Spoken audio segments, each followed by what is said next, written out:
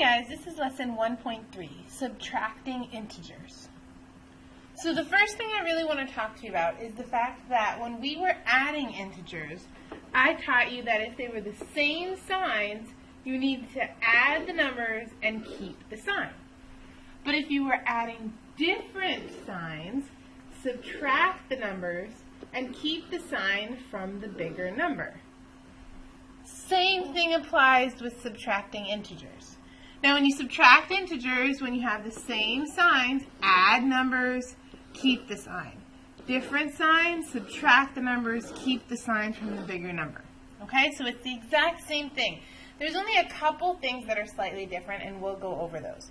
So down here in the follow these rules, this applies for adding and subtracting integers. If the integers have the same sign, add them together and keep the sign. For instance, 3 plus 5 is 8, and negative 2 plus negative 5 is negative 7. Now, the only thing about subtraction is if this was the case, negative 2 minus 5, some of you might think that's a negative 2 and a positive 5. But what I'm here to teach you is that that is not a subtraction sign. Well, it is, but it's also a negative sign. Any symbol in front of a number tells you what sign it has, whether it's positive or negative. So that's actually a negative 2, and that's also actually a negative 5. So negative 2 minus 5, they have the same sign. So we're going to add them and keep the sign. So the answer is negative 7. Okay? Now, in today's lesson, I'm going to show you how that works. Some of you are going to struggle with thinking about it in this manner. But I'm going to show you today exactly how that works. Now, if the integers have different signs, subtract them. The answer takes the sign of the larger number. So we've gone over this before. This is the same case when you're subtracting. If you have 3 minus 7, that's a positive 3 and a negative 7, so you subtract them and get negative 4. Okay? Let's get to today's lesson. Now, the way that this book teaches subtracting integers, I don't want you to do it this way, but this way helps you to think through what I just told you of how to do it. Okay? So, subtracting integers. To subtract an integer, add its opposite. So 3 minus 4 is the same thing as 3 plus negative 4. What they're saying is keep this sign, change this to a plus, and change this to its opposite. So 3 plus negative 4. And now you can apply it the same way we did in adding integers. They're different signs, so you can subtract them and keep the larger sign. Okay? So let's get started. Here we have 3 minus 12.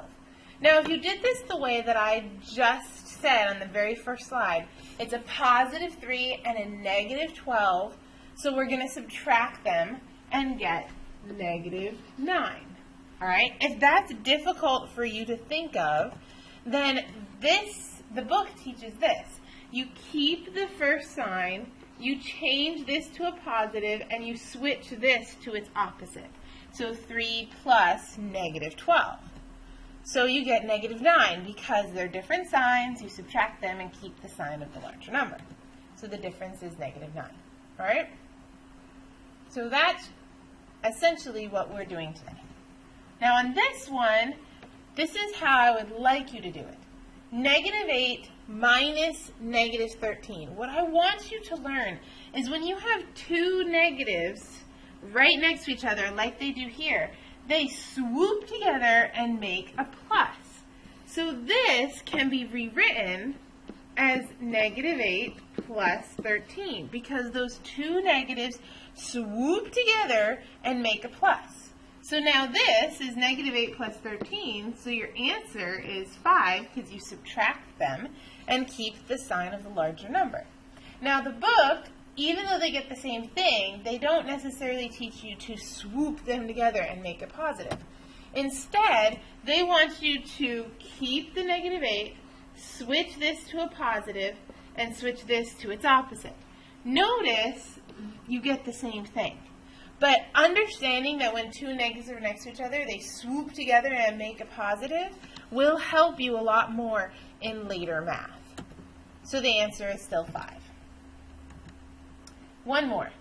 5 minus negative 4. Now hopefully on this one you notice, oh wait, there's two negatives next to each other. So they're going to swoop together and become 5 plus 4, so you get 9.